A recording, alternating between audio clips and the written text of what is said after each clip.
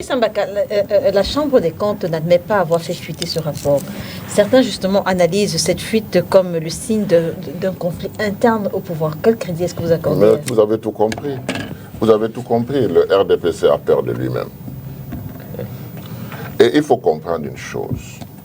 Dans ce pays, si on n'arrive pas à le comprendre, on va faire tout faux. Nous avons des institutions.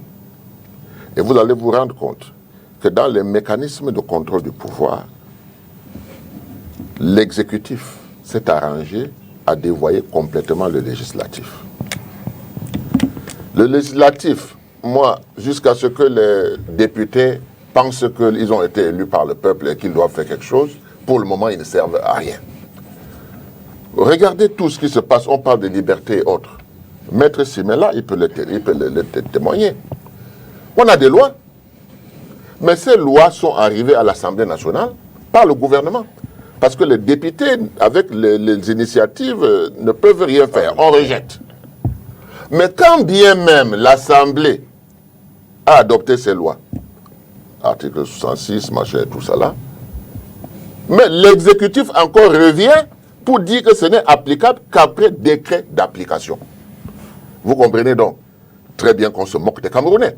On se moque de nous tous et on se moque même des députés. Et les députés restent là, ils perçoivent leur salaire et ils ne peuvent pas travailler dans ce sens. Ils sont majoritairement de quoi? Du RDPC. Ceux de l'opposition qui essayent de se battre et tout ça, on voit, mais ils sont minoritaires.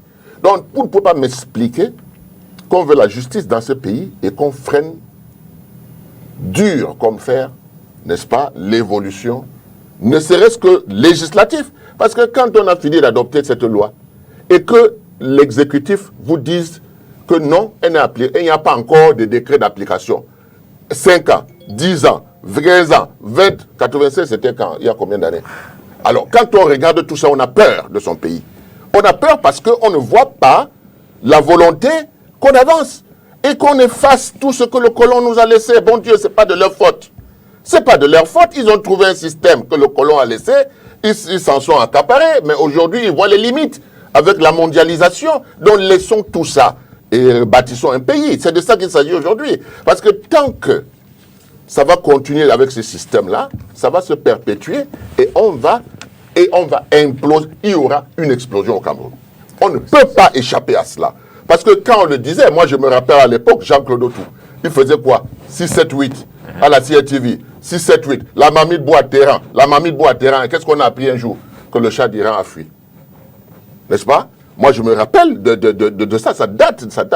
Peut-être que vous n'étiez pas né.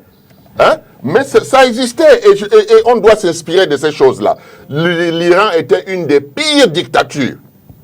Mais le Shah, parce que le peuple, quand il comprend qu'il est souverain, à ce moment-là, ceux qui ont été élus ou ceux qui les dirigent doivent se mettre aux ordres de ce peuple. C'est de ça qu'il s'agit.